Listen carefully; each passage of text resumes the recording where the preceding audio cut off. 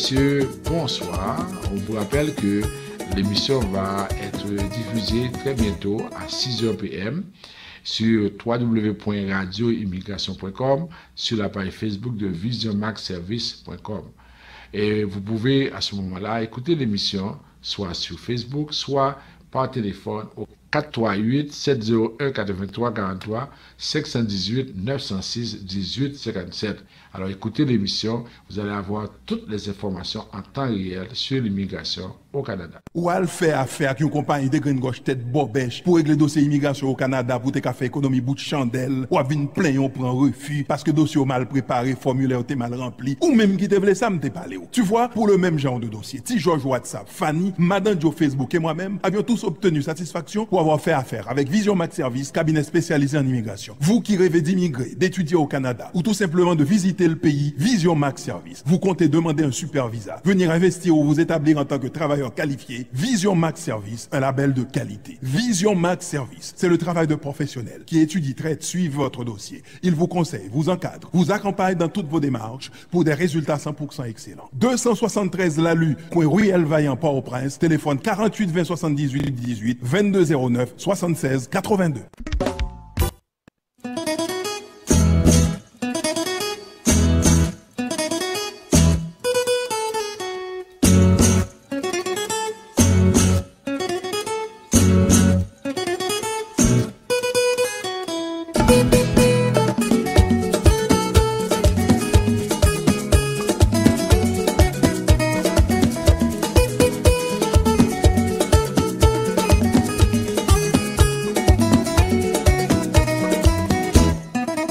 Mesdames et messieurs, bonsoir et bienvenue à votre émission Tout savoir sur l'immigration.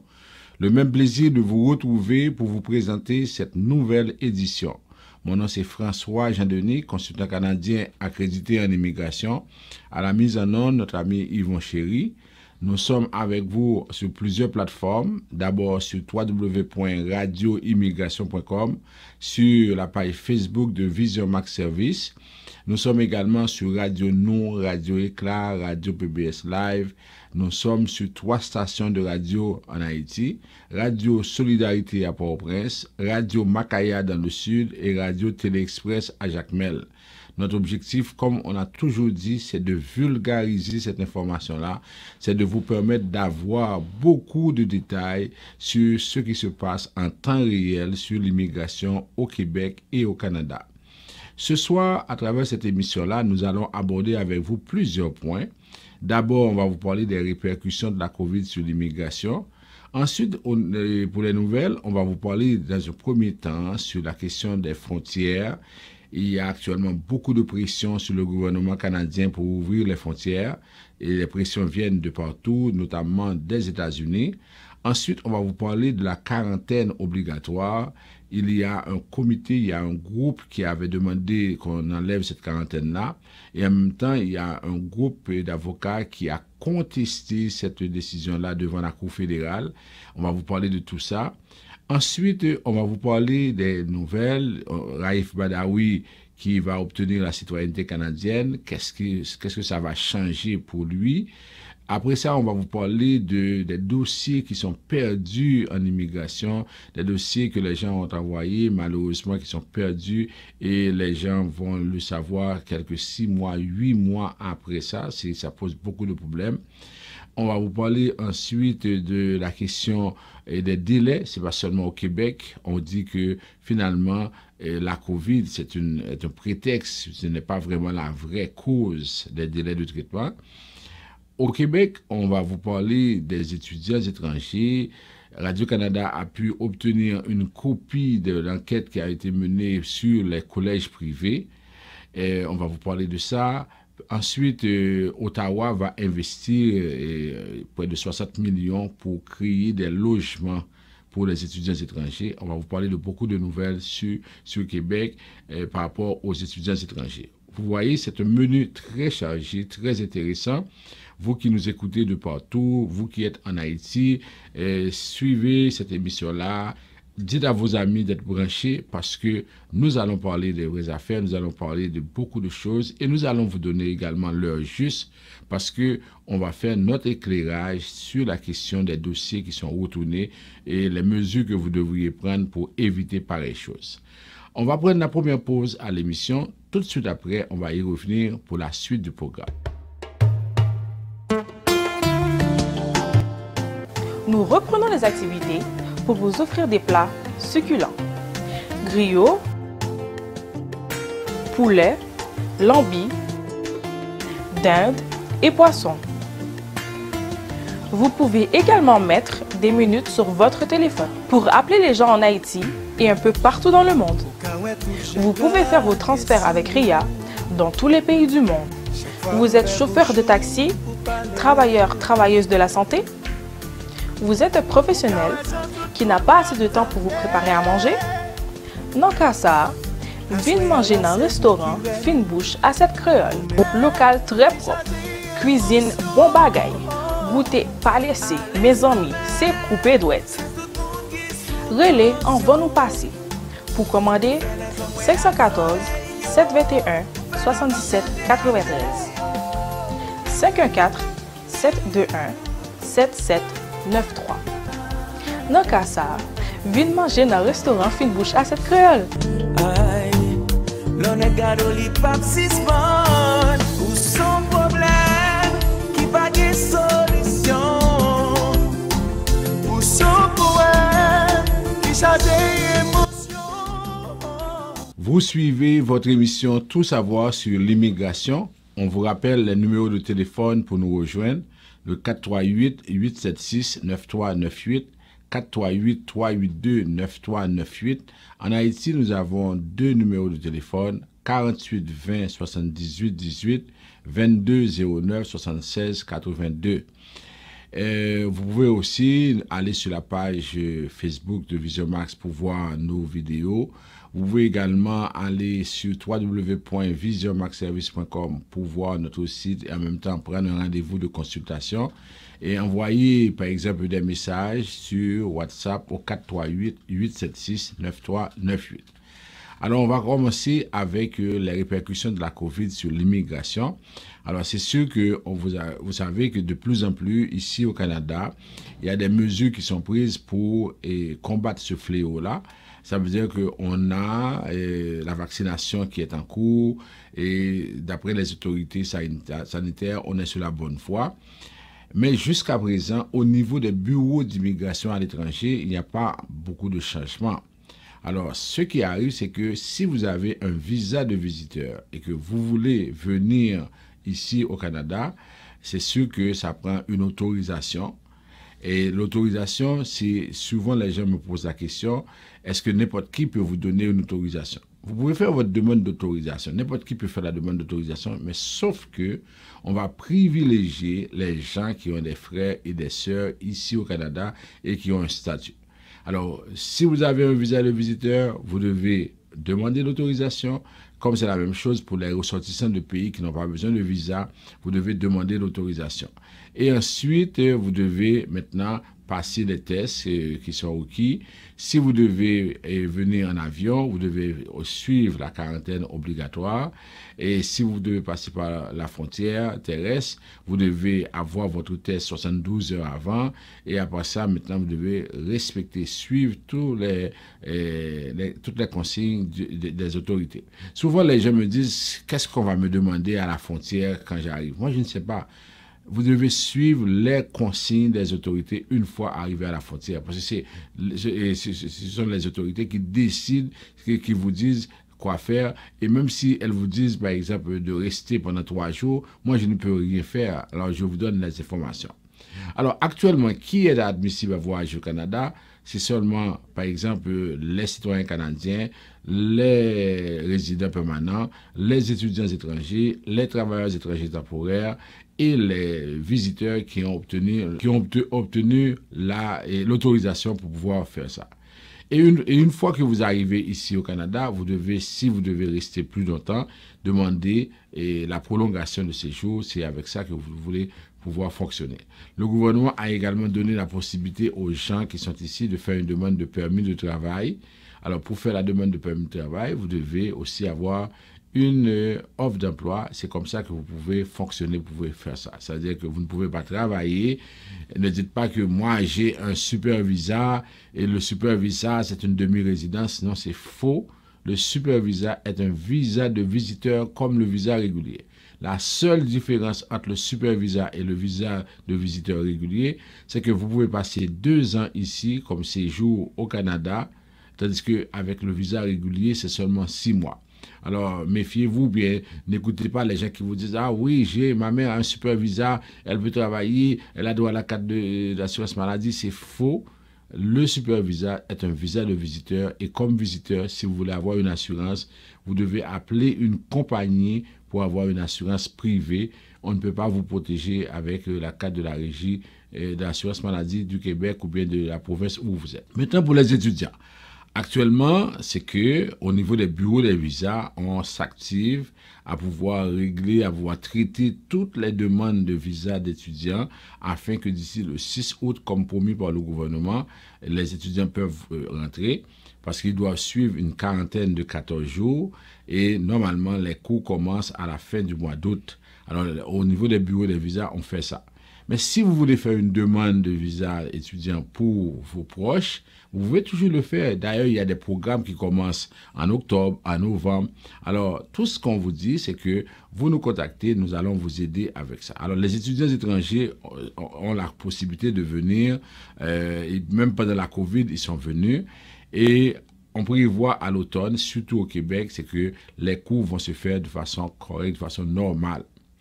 On rappelle à tous les étudiants étrangers, dès que vous arrivez ici, vous devez suivre vos cours. Il est interdit de travailler sans avoir suivi des cours. Alors faites attention avec ça. Et si maintenant votre permis va expirer, vous devez faire la prolongation. Vous ne devez pas rester au pays sans avoir votre permis qui est à ce niveau-là. Et maintenant, vous pouvez avoir aussi un permis de travail post-diplôme après les études. Alors, faites vraiment de votre mieux et surtout, on le dit en privé et en public à tous ceux qui ont un permis d'études, étudiez s'il vous plaît. Chaque semaine, je rencontre quelques étudiants qui sont ici, qui me disent « Ah oui, on n'a pas les moyens, nos parents ne travaillent plus, est-ce qu'on ne pourrait pas faire une demande d'asile, est-ce qu'on ne pourrait pas faire un mariage ?» On décourage toujours ces gens-là qui viennent nous raconter ces choses-là parce que on sait que si vous laissez les études, maintenant vous faites autre chose, on va envoyer un rapport au bureau des visas et là maintenant on va dire que ces gens-là quand ils viennent, ils ne continuent pas avec les études et puis ça pose un problème. Rappelez-vous, on a près de 60% des permis d'études qui sont donnés en Asie. Alors, dans un pays comme Haïti, on a à peu près 400 à 500 permis d'études par année. Alors, vous imaginez que si maintenant, dans les 400 ou 500 permis d'études, il y a 100 qui n'étudient pas, alors le nombre va diminuer. Et si le nombre diminue, vous allez voir, les gens vont maintenant se rendre comme ça se fait maintenant en République dominicaine. Ils vont dépenser beaucoup d'argent, et presque plus que si c'était au Canada. Ils vont perdre du temps pour apprendre l'espagnol et encore là avec un diplôme qui n'est pas reconnu au niveau international. Alors, il faut vraiment faire de votre mieux pour empêcher que cette situation-là se déroule. OK? Maintenant, pour les demandeurs d'asile au Canada, pour les demandeurs d'asile, c'est que si vous voulez passer par la frontière, l'entente sur les pays tiers reste toujours en vigueur. Vous devez avoir effectivement et respecter les consignes, avoir des gens qui sont, par exemple, citoyens résidents qui ont un statut au Canada, et puis avoir un lien de parenté avec ces gens-là. Les cousins, les amis, ça ne fonctionne pas. Alors, cette semaine, on a eu une personne qui devait venir. Elle nous a fait remarquer que entre New York et Plattsburgh, il n'y a plus de bus. Avec la COVID, on n'a pas de bus assurant le trajet New York et Plattsburgh. Alors, c'est à vous de vous organiser. Soit vous avez des amis, des personnes qui vont vous mettre quelque part, ou bien vous allez prendre un taxi pour pouvoir le faire. Parce que maintenant, c'est ça la situation, c'est la COVID. Et lorsque la personne nous appelle pour dire il n'y a pas de bus, mais comprenez bien, moi je ne peux rien faire. Moi, je vous donne l'information et si vous voulez venir, là maintenant, s'il n'y a pas de bus, il y a d'autres moyens de transport, organisez-vous. Et il y en a aussi qui vont prendre l'avion de Port-au-Prince, par exemple, à Miami, de Miami à Plattsburgh. Parce qu'il y a des vols à Plattsburgh également. Vous n'êtes pas obligé d'aller, par exemple, directement à New York. Des fois, c'est des différences de quelques sous. Et là, vous allez prendre ça. Et puis, c'est la meilleure façon de pouvoir fonctionner comme ça. OK? Et si vous êtes au Canada, maintenant, comme il y a de moins en moins de personnes qui arrivent, si vous voulez faire une demande d'asile, vous devez maintenant utiliser la plateforme Postel pour faire votre demande d'asile. Et puis, vous devez attendre les consignes, suivre tout ce qu'on vous dit pour pouvoir le faire. Bon, maintenant pour la citoyenneté, vous pouvez faire votre demande de citoyenneté. Vous savez que normalement, il y a l'examen, on va vous inviter à passer l'examen en ligne. C'est l'immigration qui vous invite, mais ce n'est pas obligatoire, ce n'est pas automatique. Et ensuite, pour les cérémonies de citoyenneté, là, tout se fait maintenant en ligne. Alors, vous allez recevoir l'invitation. Mais rappelez-vous que vous ne pouvez pas utiliser les jours passés à l'étranger. Ne dites pas que oui, j'ai été bloqué à l'étranger, je ne pouvais pas. D'ailleurs, on décourage les gens à aller à l'étranger. Alors, on ne pourrait pas compter vos jours à l'étranger. C'est comme si on vous aurait encouragé à le faire. Maintenant, au niveau de l'immigration du Québec, on continue à recevoir les demandes de CAQ, les demandes de CSQ. Et cette semaine, Immigration Québec va annoncer qu'on ne prolonge plus de façon automatique les CAQ. Alors, il faut faire les demandes convenablement. Je vais vous parler de cette nouvelle-là. Et au niveau de la Commission de l'immigration et du statut de réfugié, on continue à donner des audiences virtuelles. On est rendu au mois de septembre. Alors, on continue à donner des dates. Et c'est à vous de vous organiser pour pouvoir faire tout ce que vous devriez faire pour bien réussir votre audience. Maintenant, on va regarder la situation. Et par exemple, pour les gens qui sont des demandeurs d'asile, des personnes qui ont aussi des demandes à faire au niveau des considérations humanitaires, tout ça. Alors, c'est à vous de prendre toutes les dispositions pour pouvoir trouver les solutions à votre cas. Ça, c'est les répercussions de la COVID sur l'immigration. On prend une toute petite pause. Tout de suite après, on va y revenir pour parler des nouvelles. Désormais, sur www.radioimmigration.com, l'émission Tout savoir sur l'immigration est à votre service. Vous suivez votre émission Tout savoir sur l'immigration. Alors maintenant, on va vous parler d'abord sur la question des frontières. On apprend que le ministre de l'Immigration du Canada, M. Marco Mendicino, a discuté avec le secrétaire à la sécurité intérieure des États-Unis, M. Alejandro Mayorkas. Alors, ils ont eu une rencontre le 2 juin 2021 et ils devaient discuter des divers dossiers d'intérêt commun dans la migration à l'échelle mondiale et la protection des réfugiés. Ils ont discuté également sur de déplacements forcés, de migration irrégulière en Amérique centrale, des problèmes posés par les mouvements de population irrégulières et dangereux en provenance de cette région, et aussi des préoccupations concernant la protection de l'intégrité du périmètre nord-américain commun. Alors, vous savez qu'il y a beaucoup de pressions qui se font pour ouvrir la frontière. Cette semaine, ou bien la semaine prochaine, il va y avoir la rencontre du G7. Le président Joe Biden sera à la rencontre. Le premier ministre Justin Trudeau va participer également. Il est prévu une rencontre entre les deux et on dit qu'ils vont discuter de la question de la frontière pour savoir exactement ce qui peut être fait. Est-ce qu'on va continuer à travailler là-dessus? En tout cas, il y a des questions qui se posent là-dessus et normalement, on en parle et puis on va voir ça. Alors, ça c'est d'abord la rencontre entre le ministre Mendicino et le secrétaire d'État, le secrétaire à la sécurité intérieure, M. Mayorkas, pour cette partie-là. Maintenant, au niveau des frontières, il y a le ministre des Affaires étrangères du Canada, M. Marc Garneau, qui invite les gens d'affaires à la patience. Parce que, comme je vous disais tantôt, il y a de plus en plus de pression. Il y a des gouverneurs aux États-Unis qui demandent que la frontière soit ouverte. Apparemment, M. Joe Biden avait promis aux Américains que d'ici le 4 juillet, la frontière serait ouverte. Alors là, maintenant, il y a des pressions. Mais le Premier ministre du Canada également a des pressions des provinces. Toutes les provinces ne s'entendent pas sur cette question-là. D'abord, il y a l'Alberta qui voudrait que les provinces soient ouvertes rapidement. Tandis qu'on a l'Ontario et le Québec qui ne veulent pas. Alors, et le Manitoba également, parce qu'il y a beaucoup de cas de Covid dans ces 3 provinces-là. Alors, ce qui arrive, c'est que M. Trudeau se trouve entre le manteau et l'enclume, et il y a apparemment des élections qui sont en perspective à l'automne. Si M. Trudeau prend la décision de ouvrir la frontière et que les cas augmentent, pendant les élections, pendant la campagne, on va dire il est irresponsable. Regardez ce qu'il a fait. Il a ouvert la frontière et les cas ont augmenté. Alors ça, c'est une question qui se pose maintenant. M. Garneau a été invité par la Chambre de commerce de Montréal et le président de la Chambre de commerce, M. Leblanc, a demandé à M. Garneau de fixer, d'avoir un plan précis pour la réouverture des frontières parce que la communauté d'affaires veut planifier l'après-pandémie.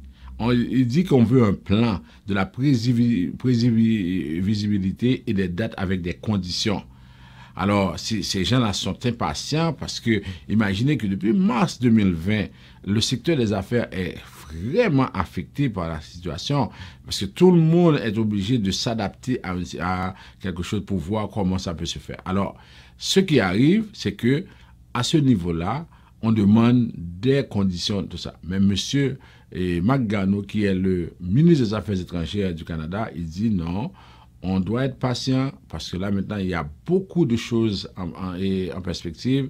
Il y a des enjeux qu'on doit respecter. Alors, décider de ne pas, par exemple, décider d'ouvrir les frontières comme ça ne va pas se passer de cette façon-là. Alors, il faut vraiment trouver une solution adaptée. L'ancien Premier ministre Jean Charest, lui, il plaide pour une ouverture graduelle des frontières. Lui, il est membre du groupe de travail de l'Institut canadien de Wilson Center à Washington. Il a plaidé pour une ouverture graduelle des frontières entre les États-Unis et le Canada. Il a accordé une entrevue à l'émission Zone économique diffusée à ici RDI. Il dit qu'il n'y a aucun doute que les gouvernements ont mis sur place des restrictions dans le but de dissuader les gens de voyager en imposant des contraintes. Alors, il dit que si, avec le risque des élections à l'automne, si maintenant on ouvre la frontière, l'opinion publique sera opposée et sera vraiment, je dirais, très, très méfiante ou bien va rendre responsable le gouvernement de M. Trudeau si jamais il y a quelque chose qui arrive, si le nombre de cas augmente. Alors, il y a une portion de la décision qui est politique et là maintenant, il y a une autre portion qui est économique. Oui, les États-Unis voudraient avoir cette possibilité-là, ils voudraient que le commerce entre les deux pays ou bien les déplacements se font parce que on voudrait démontrer que le 1er juillet, on a pris la question en main parce que les États-Unis ont mis un blitz sur la question de vaccination. Apparemment, il y a une campagne, il y a beaucoup de personnes qui ont été vaccinées aux États-Unis. Alors, M. Jean Charest dit que pourquoi ne pas permettre aux gens qui ont reçu les 2 doses de pouvoir vacciner, de pouvoir se déplacer, de pouvoir aller aux États-Unis sans problème? Alors, il y a des questions qui se posent là-dessus. Et là, maintenant, on dit que on va regarder la situation. Le gouverneur du Vermont, il dit qu'on doit ouvrir ça rapidement. Alors, vous voyez comment ce n'est pas facile de décider parce qu'il y a beaucoup de choses en perspective. M. Trudeau dit, on garde le cap. Pour M. Trudeau, on devrait avoir au moins 75% de personnes qui sont vaccinées et c'est ce qui pourrait offrir la possibilité de pouvoir ouvrir la frontière. Actuellement, on dit qu'il y a 51,4% des Canadiens qui ont reçu une première dose de vaccin, 5,38% ont obtenu une deuxième dose et dernière dose. Alors là, normalement, comme M. Biden avait prévu le retour à la normale d'ici le 4 juillet, alors, on va voir ce qui va se passer. En tout cas, comme je vous dis, je voulais vous parler des frontières, de ce qui se fait, de ce qui se dit. Maintenant, parlons de la quarantaine. Vous savez que depuis le mois d'avril 2021, on impose une quarantaine obligatoire à l'hôtel pour les gens qui arrivent surtout en avion. Alors, actuellement, il y a un groupe qui défend la liberté des Canadiens qui est allé à la Cour fédérale pour dire que le gouvernement n'a pas ce droit-là d'imposer une quarantaine. Le Centre juridique pour les libertés constitutionnelles soutient que la quarantaine à l'hôtel est une mesure inconstitutionnelle au chapitre des arrestations et des détentions arbitraires, de la liberté de mouvement et du droit à la sécurité. Alors là maintenant, les avocats du gouvernement fédéral, devraient défendre cette mesure-là. Alors ils disent que on a pu prendre ces mesures-là. Ce ne sont pas des mesures répressives. On avait adopté des consignes de quarantaine parce qu'on voudrait protéger les citoyens, parce qu'il y a une mesure d'urgence qui est en cours. Okay? Cette mesure-là n'est pas arbitraire parce qu'on dit qu'il y avait des risques de dommages graves ou irréversibles à la santé ou l'environnement des citoyens. L'absence de certitude scientifique absolue ne doit pas servir de prétexte pour prendre ces mesures-là. Alors, d'un côté, on a les avocats qui disent qu'on a pris ces mesures-là parce qu'on voulait protéger les citoyens. De l'autre côté, on a le Centre juridique pour la liberté constitutionnelle qui dit que non, ce n'est pas normal parce que ça enfreint les droits des gens.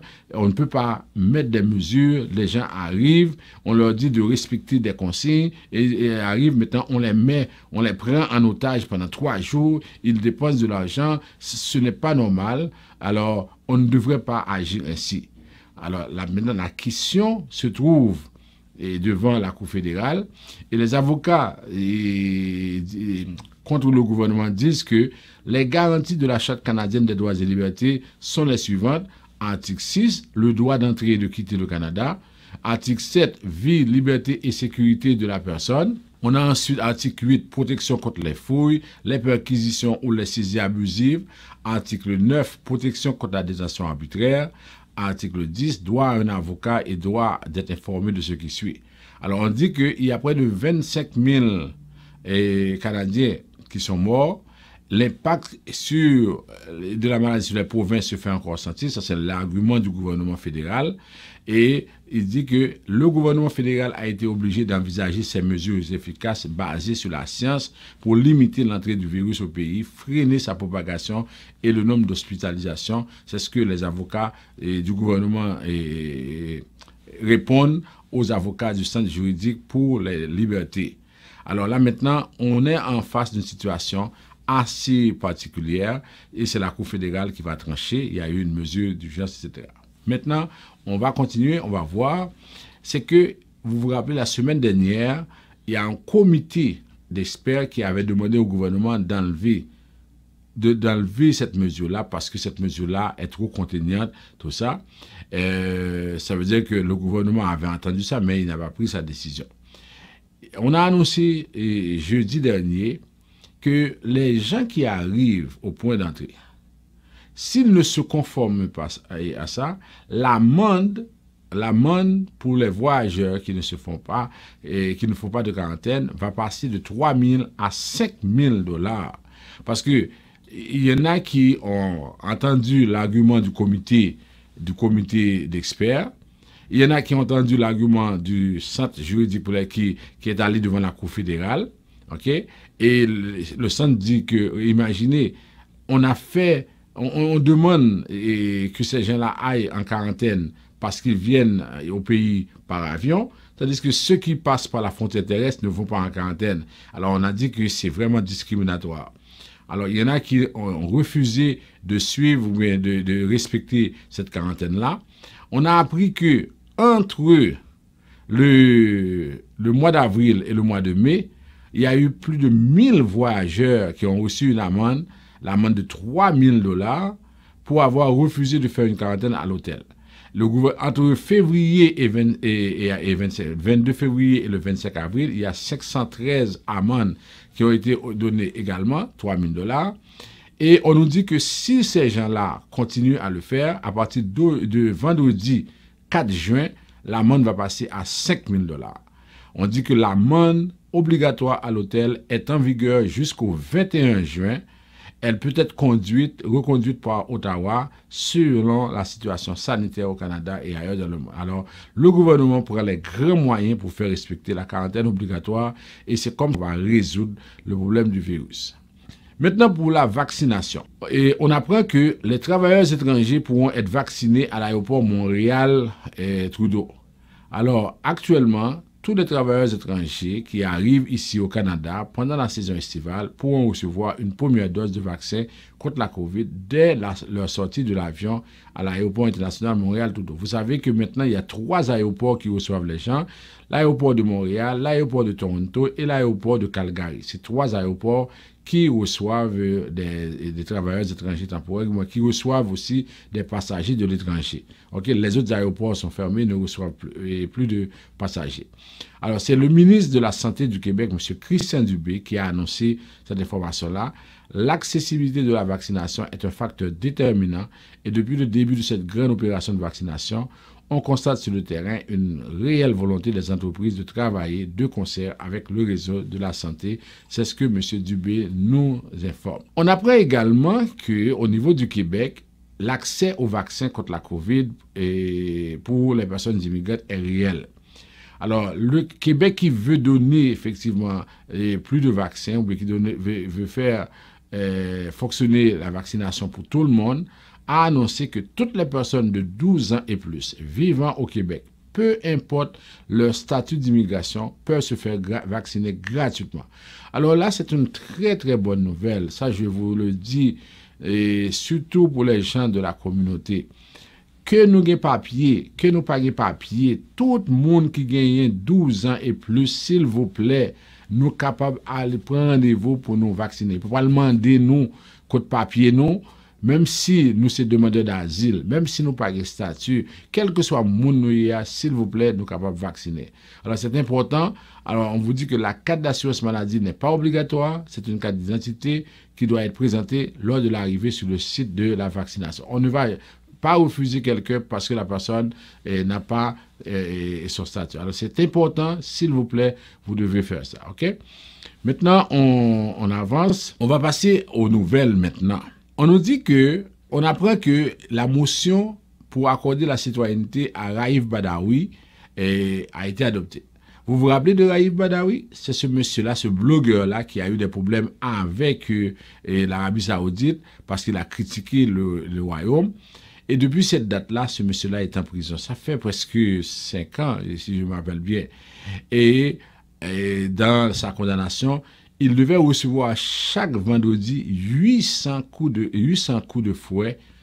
C'était ça la punition, il devait rester en prison. Alors, au niveau du Québec, on a tout fait. On a même donné un certificat de sélection pour raisons humanitaires. Et on a donné un certificat de sélection à Raif Badawi, mais le roi n'a pas changé. Et maintenant, il y a une sénatrice qui a demandé que Raif Badawi soit fait citoyen canadien. La sénatrice Julie Miville-Deschênes a demandé au ministre de l'Immigration d'accorder la citoyenneté à Raif Badawi selon le pouvoir discrétionnaire que lui confère la loi sur la citoyenneté à l'article 5 qui lui permet d'attribuer la citoyenneté à toute personne afin de remédier à une situation particulière et inhabituelle de détresse. Alors cette motion a été adoptée à la Chambre des communes cette semaine et là maintenant, une fois que c'est adopté, une fois que M. Raif Badawi est citoyen canadien, on espère que maintenant il va renoncer à sa citoyenneté saoudienne et une fois qu'il renonce à sa citoyenneté saoudienne, les autorités consulaires canadiennes vont prendre son dossier maintenant et vont faire toutes les démarches auprès des autorités saoudiennes pour obtenir la libération. Parce que là, ça fait longtemps que ce monsieur-là, il est pris de cette situation-là. Et puis, c'est clair que ça fait 10 ans, il a été condamné à 10 ans de prison. Et puis, il devait recevoir des coups de fouet, mais apparemment, on avait suspendu ça.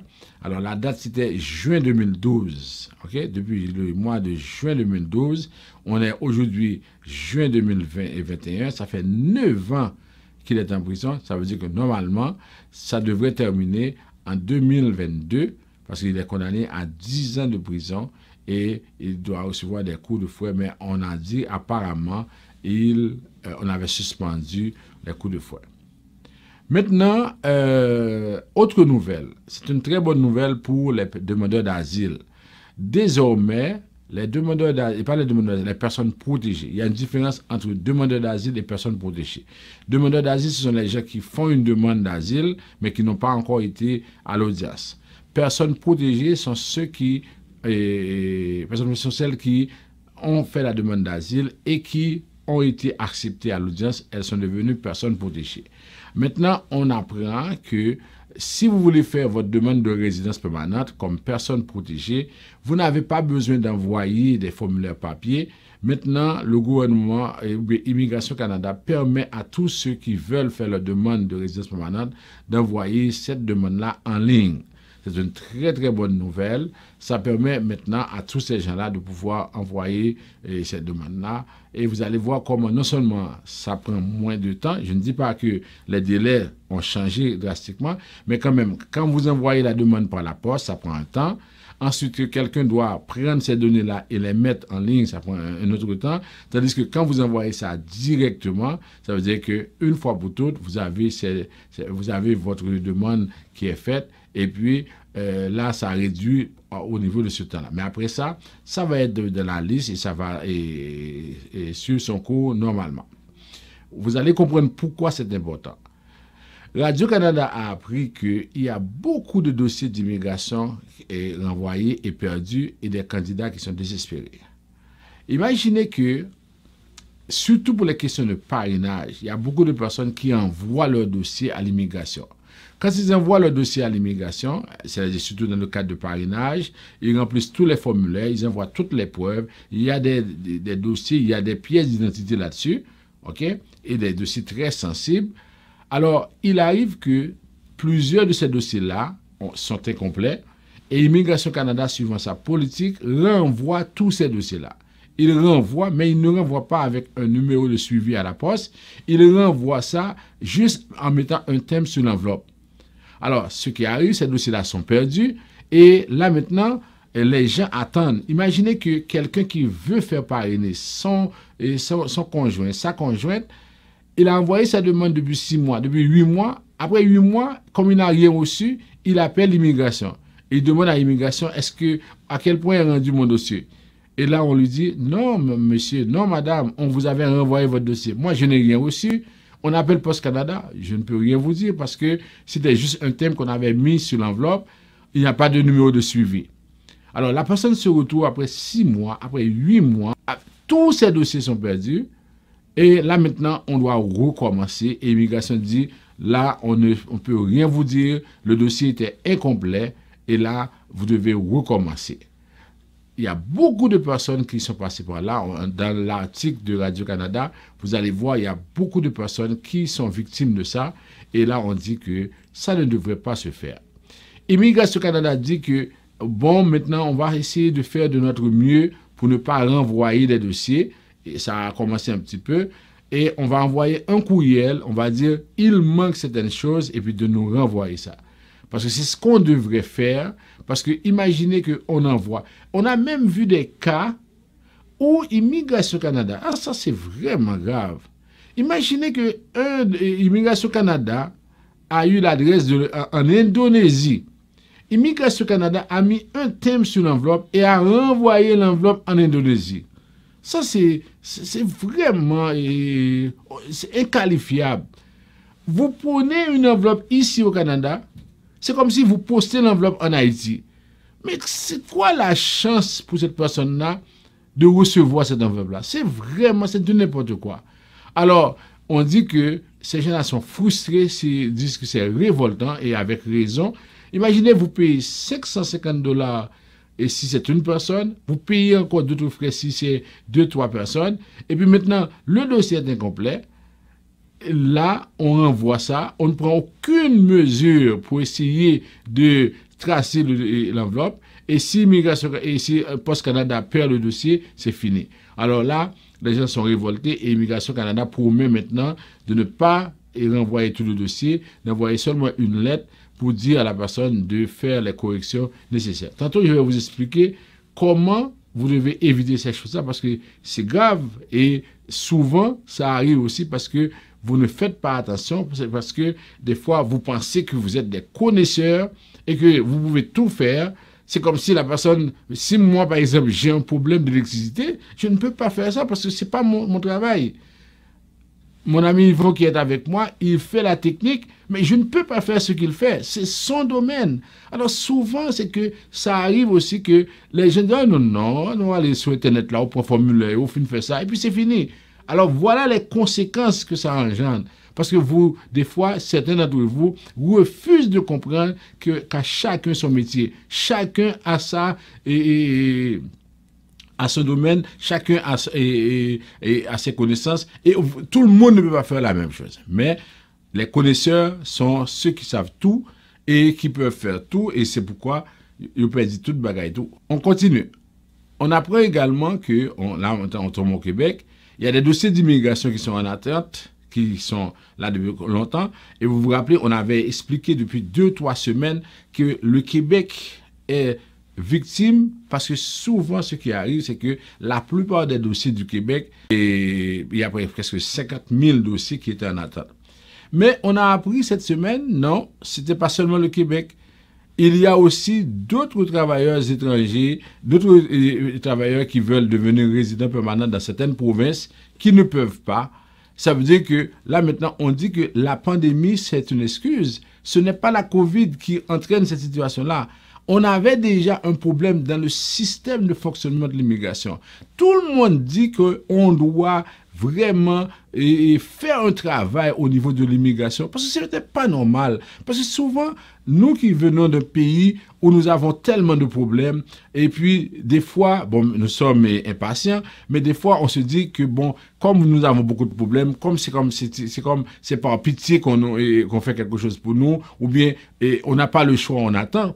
Mais lorsque vous avez des personnes qui viennent des pays qui ont beaucoup de moyens, des gens de la Chine, de l'Inde, de l'Angleterre, des personnes qui ont des moyens, ces gens-là ont la possibilité d'aller en Australie, en Nouvelle-Zélande, et en Europe, un peu partout, aux États-Unis aussi. Ces gens-là ne vont pas accepter que leur dossier traîne en longueur sans explication. Alors, le Canada a vraiment une mauvaise réputation à ce niveau-là et le gouvernement devrait faire quelque chose pour corriger cette situation-là. Ce n'est pas normal qu'il y ait autant de problèmes, autant de dossiers en attente. Quelqu'un fait une demande de résidence permanente. Pourquoi ça prend tout ce temps-là? Pourquoi on n'embauche pas des personnes pour faire ça? Avec la technologie, il y a beaucoup de choses qui peuvent se faire. Imaginez que, par exemple, maintenant, on fait des audiences virtuelles. Mais pourquoi on ne peut pas faire des entrevues virtuelles avec les gens qui sont à l'étranger? Pourquoi on ne peut pas traiter? Pourquoi, vous voyez, maintenant, on donne la possibilité aux personnes protégées de faire leur dossier, d'envoyer leurs demandes en ligne. Mais pourquoi on ne peut pas envoyer les demandes en ligne? Ce sont des choses que le gouvernement, que l'Immigration Canada doit faire, parce que c'est comme ça qu'on va essayer de résoudre le problème. C'est pas normal qu'on continue, on prend l'argent, et puis on reste comme si on était en 1950, on continue à traiter les dossiers de la même façon, mais les technologies qui sont là pour tout le monde, pour tous les ministères. Et c'est comme ça qu'on devrait faire avancer l'immigration, parce que les gens s'en plaignent et on n'en peut plus. Imaginez que quelqu'un qui vient, qui apporte $1 200 000 comme investisseur, il a donné son argent à la province du Québec. $1 200 000. Et le Québec prend cet argent-là pour investir dans les régions. 5 ans après, il ne peut pas obtenir son certificat de sélection. 5 ans après. Mais qui va accepter pareille chose?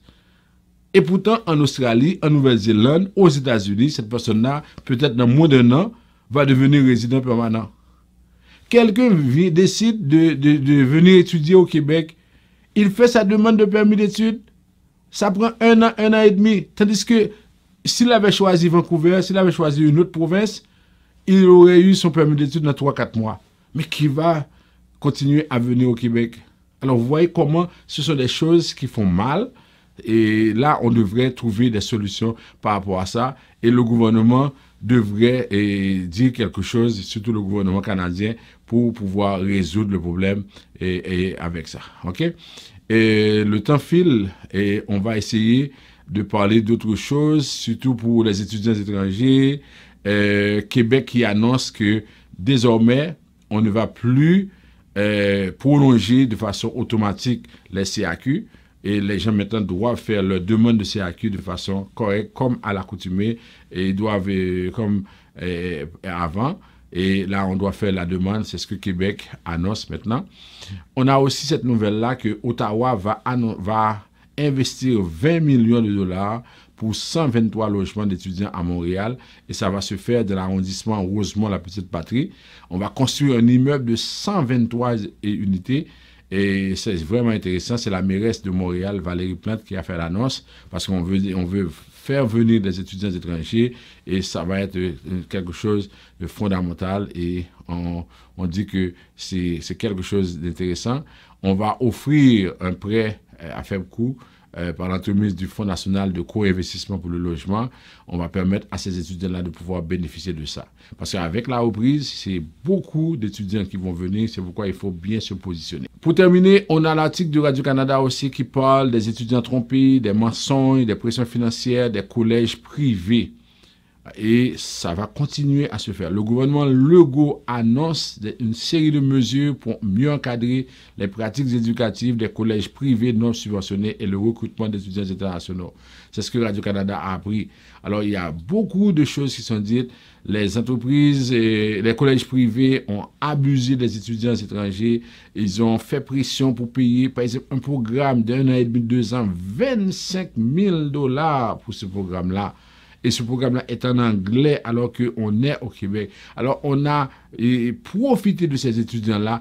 Et ce qui était important pour les collèges, ce n'était pas l'enseignement, c'était surtout l'argent qu'on voulait prendre, qu'on voulait ramasser par tous les moyens. Alors, ça a créé beaucoup de problèmes avec ça. Et là, on a beaucoup de mesures qui ont été prises. Et le ministère annonce qu'on va mettre une brigade.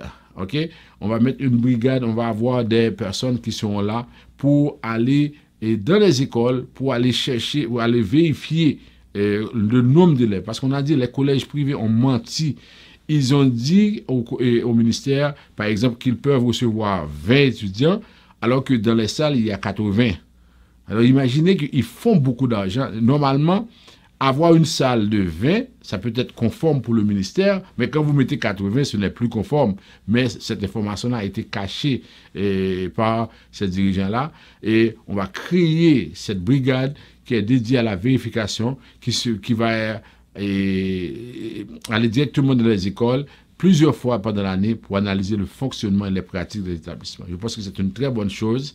Et on se rappelle, la semaine dernière, on vous avait dit, Ottawa a suspendu le traitement des dossiers des écoles, des collèges privés qui sont concernés par cette enquête-là. Et malheureusement, ces étudiants étrangers ne peuvent pas avoir leur permis d'études au mois d'août. On s'arrête ici. Et là, maintenant, après ça, on va faire le rappel des nouvelles les plus importantes et on va vous donner d'autres conseils sur la question des dossiers qui sont retournés.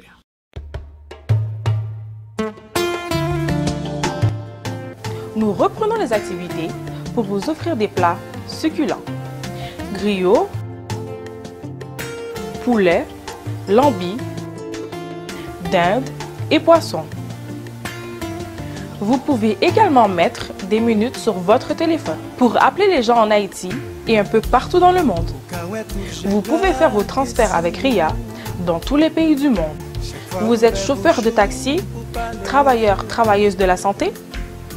Vous êtes un professionnel qui n'a pas assez de temps pour vous préparer à manger. Non qu'à ça, venez manger dans un restaurant Fine Bouche à cette créole. Local très propre, cuisine bon bagaille.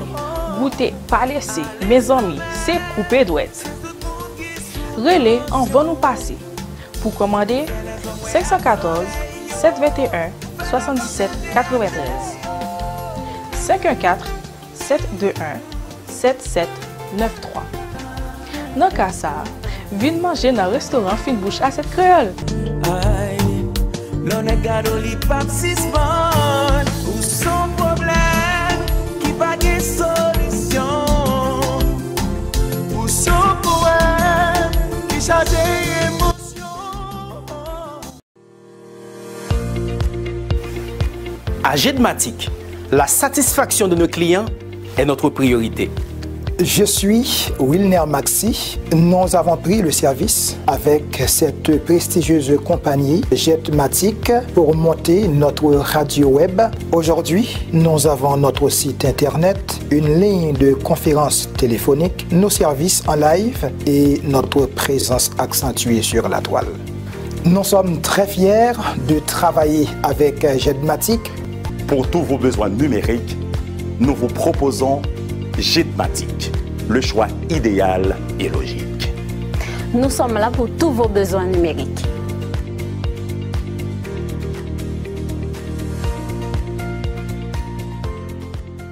Vous suivez votre émission Tout savoir sur l'immigration. Maintenant, on va faire le rappel des nouvelles les plus importantes pour les questions de visa de visiteurs, pour les gens qui veulent venir, qui veulent vraiment s'installer, qui veulent visiter. On n'est pas encore à la période de la reprise. C'est sûr que par la suite, après la pandémie, on va avoir beaucoup de possibilités pour pouvoir faire des demandes. Et moi, je vais vous informer de ça. Actuellement, c'est que on essaie d'avoir 75% de personnes qui sont vaccinées. Probablement, on va annoncer la situation. Moi, ce que je dis à tout le monde, pour le moment, même si votre situation est difficile, même si vous voulez quitter, par exemple, je prends l'exemple des pays en Afrique, des pays comme Haïti, où il y a l'insécurité qui est égale aux portes, où les gens ne savent plus à quel sens se vouer. Je comprends votre situation. Mais si vous faites une demande de visa de visiteur maintenant, vous avez toutes les chances de vous faire refuser parce que on sait qu'il y a le problème de la COVID, il n'y a pas vraiment des choses à visiter, on est en confinement, c'est maintenant qu'on organise le déconfinement, mais en plus de ça, c'est qu'on sait que votre situation, elle est difficile. Alors quand vous voulez venir, alors on va se dire que, mais qu'est-ce que vous allez faire maintenant? Et puis, vous n'avez pas les moyens, on a l'impression que vous allez venir pour rester. N'oubliez pas, dans la politique canadienne des visas, on donne un visa aux gens quand on est sûr que cette personne-là va retourner. Alors, oui, on peut faire des demandes de visa de visiteur. C'est pourquoi je vous demande de nous contacter. Nous allons analyser avec vous la situation. OK? Et s'il vous plaît, cette histoire de j'ai besoin d'un visa pour mes parents, maintenant, là, je veux dire que j'ai besoin de ce visa-là, oubliez ça. Actuellement, il y a des dossiers, il y a des demandes de visa de visiteur qui sont en cours depuis presque 1 an. On n'a pas eu de nouvelles et c'est comme ça la situation parce que les agents des bureaux des visas ne sont pas très intéressés à traiter ces dossiers-là parce qu'on sait qu'il y a beaucoup de choses. Et même après le visa, il faut aussi avoir une autorisation. Alors c'est clair pour les visas de visiteurs. On peut faire des demandes, mais contactez-nous, nous allons vous aider, nous allons vous dire comment vous pouvez faire ça. Maintenant, pour les questions de permis d'études, c'est vraiment l'option qui est envisagée pour tout le monde. C'est qu'on vous dit que si vous voulez faire votre demande de permis d'études, vous nous contactez, nous allons regarder avec vous les écoles et tout ça. Et maintenant, ça va être important, il y a des écoles qui sont sous enquête. Alors, c'est sûr qu'il y a des écoles qu'on ne va pas vous proposer. Et lorsque vous nous contactez, nous allons vous dire comment procéder, dans quelle école. Et très bientôt, on aura la possibilité de vous proposer des écoles, même en dehors du Québec. Parce que ce qui arrive, c'est que souvent, vous les francophones, ce qui vous intéresse seulement, c'est venir étudier en français. Mais dans le programme d'études, vous pouvez choisir des cours, des programmes en anglais, mais vous prenez 1 an pour étudier l'anglais, quelque chose comme ça, et puis ça va vous aider à avoir votre permis d'études. Nous allons vous accompagner parce que, apparemment, il y a des plans en perspective pour recevoir le plus grand nombre d'étudiants étrangers et afin de pouvoir fonctionner, afin de pouvoir vraiment régler les choses. OK? Les travailleurs étrangers temporaires, c'est la même chose. Vous voulez faire votre demande pour aide familiale résidente. Je ne parle pas de travailleurs saisonniers agricoles parce que ça, c'est des compagnies qui ont des contrats bien déterminés et s'il vous plaît, ne vous laissez pas prendre. J'ai vu sur WhatsApp, quelqu'un m'a envoyé sur WhatsApp une vidéo où on envoie aux gens, par exemple, cette information, on leur dit que oui, le gouvernement canadien est en train de recevoir des personnes ici pour visiter tout ça. On leur demande $156. Ils envoient $156 et après ça, ils vont venir et ils n'ont pas de formulaire à signer, rien du tout. Alors, j'ai dit à la personne, si vous rentrez dans ça, vous allez perdre les $156. Parce que les arnaqueurs, ce qu'ils font, ils agissent sur le nombre, sur le volume. Alors, imaginez qu'ils envoient ça à 10 000 personnes. Il y a 1000 personnes qui acceptent d'envoyer $156. Vous voyez combien ça fait? $156 000 américain. C'est-à-dire que la personne reste chez elle et sur son ordi, elle crée un compte bancaire, tout ça, ou bien elle fait ça, et après les $156, vous n'entendez plus parler d'elle. Alors, sachez que il n'y a pas de programme spécial sur Haïti, il n'y a aucun programme pour faire venir les gens. On est en période de confinement, on est en train de mettre des structures pour essayer de déconfiner. S'il vous plaît, ne vous laissez pas prendre à ce piège-là. Vous avez des problèmes, bien sûr, mais sachez que ce n'est pas avec des arnaques que vous allez résoudre vos problèmes.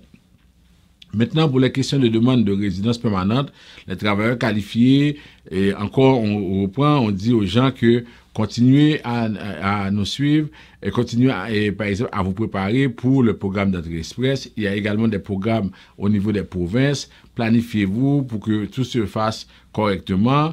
Et pour Arima, c'est sûr que c'est silence radio, on n'a pas de nouvelles et puis le gouvernement québécois n'a pas l'intention non plus de faire quelque chose. Alors, on avance avec le programme Entrée Express.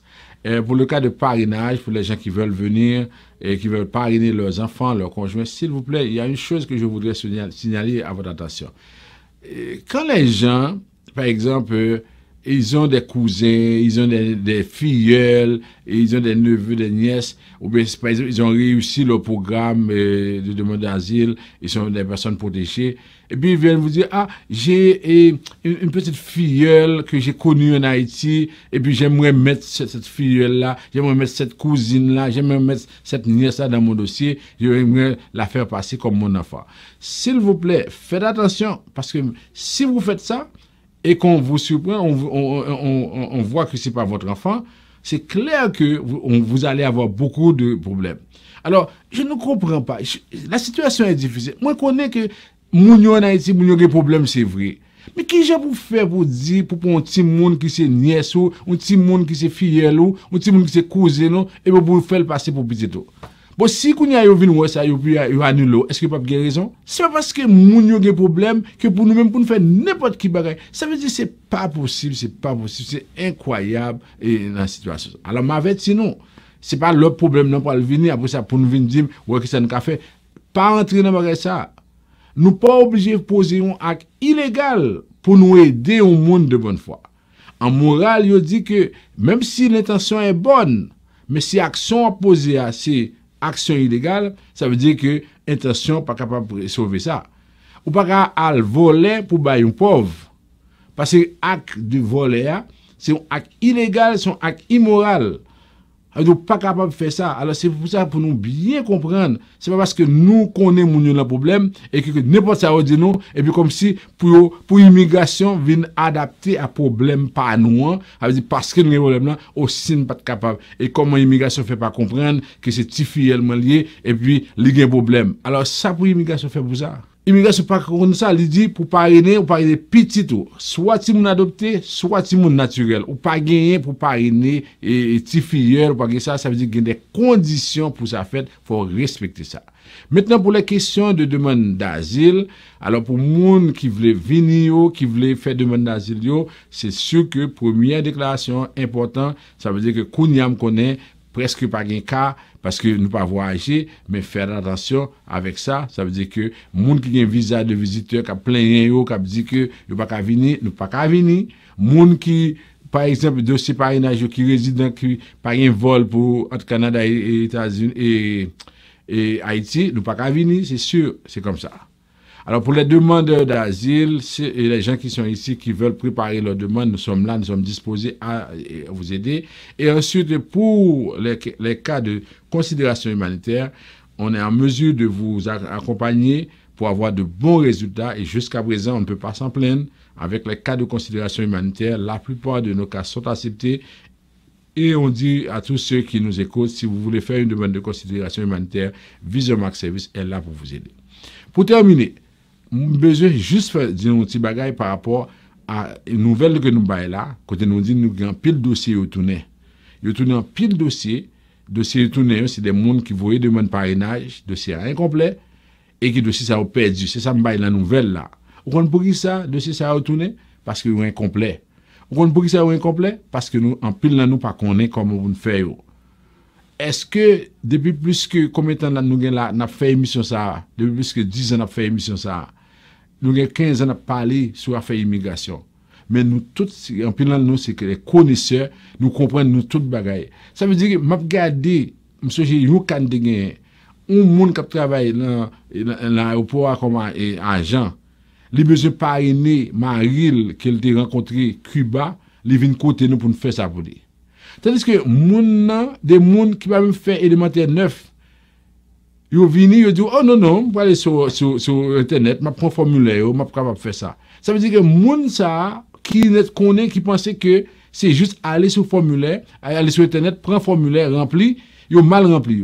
Immigration, retourner dossier par monde, même si vous avez oublié signer l'empage, la retourner le barreau.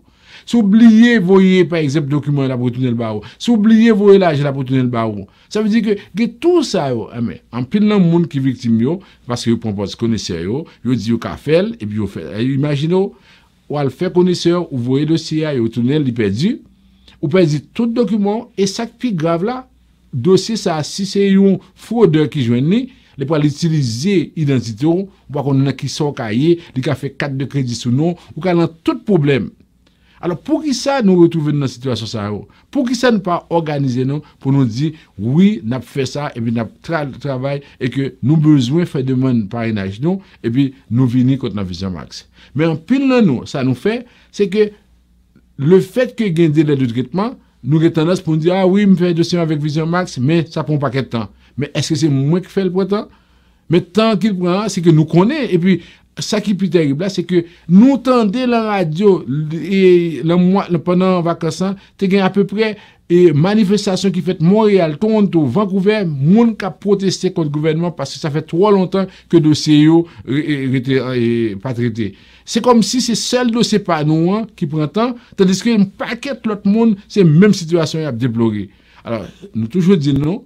Si nous-mêmes nous pensons que nous sommes responsables de traitement, nous trompons, nous-mêmes nous là pour nous faire, pour nous exactement ça que le gouvernement dit. Là, nous faisons dossier pour nous, il n'y a pas qu'à tourner, parce que nous-mêmes nous connaissons, ça veut dire ça n'a fait, c'est l'INA fait, nous ne pouvons pas faire 10, 15 bagages, c'est seulement l'immigration n'a fait. Alors, nous disons ça pour que nous comprenions l'importance pour que nous fassions affaire avec Vision Max Service. Malheureusement, le temps nous fait la guerre. Et là, on est obligé de s'arrêter. On remercie beaucoup notre ami Yvon Chéri qui était avec nous, qui nous a aidé à vous présenter cette émission-là de façon correcte. Et on vous demande de partager avec vos amis. Vous pouvez leur dire d'aller sur le site. L'émission est là, elle est disponible sur la page Facebook de Vision Max Service. En même temps, elle est là aussi sur www.radioimmigration.com. Chaque jour, on reprend cette émission-là à 8h et le matin, à 1h de l'après-midi, à 6h de la soirée. Alors, on vous donne toutes les occasions pour pouvoir être informé de l'immigration en temps réel. Bonne soirée et à la semaine prochaine.